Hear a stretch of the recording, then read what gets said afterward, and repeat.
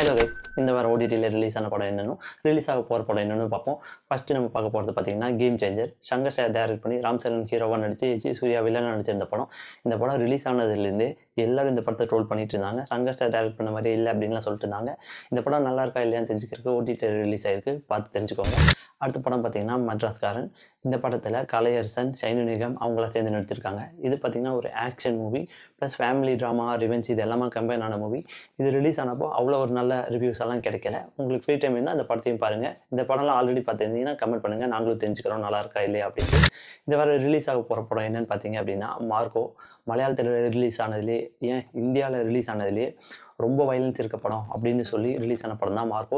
Marco படம் பார்த்தீங்கன்னா Sony லைவில் ஓடிடியில் ரிலீஸ் ஆக போகுது. தமிழ் டப்லையும் அவைலபிளாக இருப்போது, ஸோ மிஸ் பண்ணாமல் பாருங்கள். அடுத்து நம்ம பார்க்க போகிற படம் காதலிக்க நேரமில்லை. இது நெட்ஃப்ளிக்ஸில் ரிலீஸ் ஆக போகுது. ஜெயம் ரவி, நித்யா மேனன் இவங்க ரெண்டே சேர்ந்து நடித்த படம். இது ரிலீஸ் ஆனதுலேருந்து நிறைய பேருக்கு நெகட்டிவ் ரிவ்யூலாம் வந்துச்சு, படம் அவ்வளோ நல்லா இல்லை அப்படின்லாம். இந்த படம் ஆல்ரெடி பார்த்துருந்தீங்கன்னா கமெண்ட் பண்ணுங்கள். பார்க்கல அப்படின்னா இந்த வாரம் ஓடிடியில் ரிலீஸ் ஆக போகுது, மிஸ் பண்ணாமல் பாருங்கள்.